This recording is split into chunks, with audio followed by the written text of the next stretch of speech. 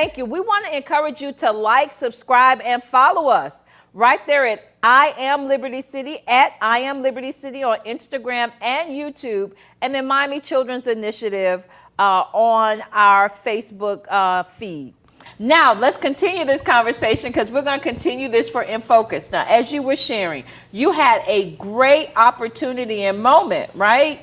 With teachers that were supportive, that were there for you, and that made a difference. Huge difference. Do you think some of you guys, maybe you had some teachers, who would be some of those teachers that you had that were beneficial or supportive? Did you have teachers like that?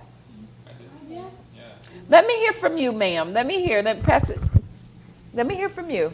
What were some of those teachers? And we'll hear from you, Mr. Rivas. Go right ahead. Share. About the teacher who was supportive. If you'd like to share, and what kind of support you received during that time. The support, like when the deadline for the homework was due and we didn't finish it, and they gave us some more time to finish the homeworks. So they were a little more adjustable. As Yes. you were sharing, they weren't pressuring you as much because they understood the dynamics of home. I think earlier you brought up a very valid point as well, that how many of you had siblings at home? You had brothers and sisters, but you also found yourself having to help them get online and do your work. Who else had experienced that, right? Well, look, I'm an auntie. I'm not a mama, I'm an auntie. And I had auntie duties several times in the pandemic, and I couldn't get the background right because I didn't want people to look at my house, all of that. And so it's really interesting. And trying to get a 5-year-old, because I have little people, 5-year-old on a virtual platform was interesting. Share with me a little bit about that sibling piece. Yes, go right ahead. I can explain. So my little brother, so I only just one of them. The other one still isn't in school yet. But my little brother, so we both shared a room, essentially. So he's 8 years old. Mm-hmm. Mind you, when I used to wake up for regular school, I could barely even get up to go on the bus or barely walk 15 minutes to get to school on time. I'd be there at exactly 8:52. Right. Just to look at the people getting their last breakfast. And when I had to do it from home, it was so much worse. My mom would come in, I'm going to work at 6 o'clock. Then I would have to get up around 7:30 to go make sure my brother eats breakfast and stuff. And then he would have to get ready for his Zoom, and his computer was kind of slow. I mean, all of our computers were slow. Right. Everything. But his computer was really, really slow. So you have to get on extra early to get him on. And then the Wi-Fi was an issue and everything. Yeah. Everyone was trying to get on from all over the world. So it's it was really difficult. It was hard. It was difficult. All right. So now let's talk about listen, one thing you can say, and I probably need to figure out how to get that to you, is that I survived 2021, right? Yes. That you have to take that you guys are resilient, that you didn't take you didn't take it and let it knock you out. You took one to the cheek and bounced back. Now, when I was a kid, there was this thing called a weeble wobble. I know y'all don't even know what a weeble wobble is. For those who are watching, you guys know what a weeble wobble is. A weeble wobble was this inflated clown kind of thing, and it had balls on the bottom of it, and you could punch this thing and it would go back, and then it would bounce back up on its own. You guys have never seen a weeble wobble? Yeah. So you punch it and it falls down and then it bounces back up. Oh, I have. You have seen the weeble wobble, right? You guys have to see yourselves of having a weeble wobble spirit, man. That in 2021, you took a licking, but you kept ticking.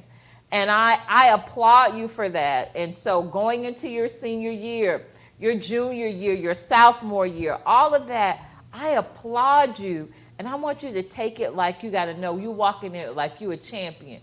Like you got that gold medal they've been getting during all the Olympics, because you guys are champions. So now let's talk about how you said the summer kind of welcomed a breath of fresh air. Talk to me what it's been like about being an intern. Jump right in. Anybody? Go ahead. Please share. What has it been working with Miami Children's Initiative? Okay, so with MCI, before I even knew anything of the internship, I already was introduced by one of my teachers. Well, not really a teacher, but he was a teacher I was close with. He also helped with math. His name was Mr. Ortiz, if you're watching. Hi. All right, Mr. Ortiz, yes. So he was the one who introduced me. There was me and another girl during the summer before my junior year, which was when everyone went virtual. He introduced me to MCI, but it was still on Zoom. It was him and another teacher, I believe, who goes by the name of Miss Fullwood. So if Miss Fullwood, if you're watching, hi. So we would all be on Zoom, and he would help with math. He'd ask us questions. He said, would we need help with anything? He was basically trying to prepare us for the school year, because when it would come up, he didn't want us to be, so anxious, and it might have been hectic. So he was just trying to prepare us for that. So he'd help us with math, and Miss Fullwood would help us with the reading part. So she'd read us books. So we just talk very about it and stuff like supportive, that. right. Yeah, they were very supportive. They've always been supportive. They're still supportive to this day. And he's the one who introduced me. I gotta say, thank you. Those are our teachers for our Miami Children's Initiative program at Northwestern. They are phenomenal, and I applaud them and appreciate them. But talk to me about your experience here for the summer, because I only got 5 minutes, and I got to get all of you guys. So my experience was good. It went pretty smoothly. When I signed up to be at the summer camp with the kids, it was very nice. I made a lot of connections with the children. One in specific, I believe her name is Deasia. We went on a field trip to the skating rink, and she's the one who encouraged me to skate. She would not go without me. She was like, come on, you got to go with me. You got to go with me. So she's the one who encouraged me to get on there. And I thought I was going to fall, but she didn't fall, and I didn't fall. So we were basically there encouraging each other, because there was a lot of them who did not know how to skate. So it's what we call peer-to-peer mentorship, right? Where you find yourselves with each other, encouraging each other. And that was one of the benefits for us for you to demonstrate your ability to lead and encourage, but also you never know, the littlest people can be your biggest encouragement. Someone else share with me about their summer experience and what it was like working for Miami Children's Initiative.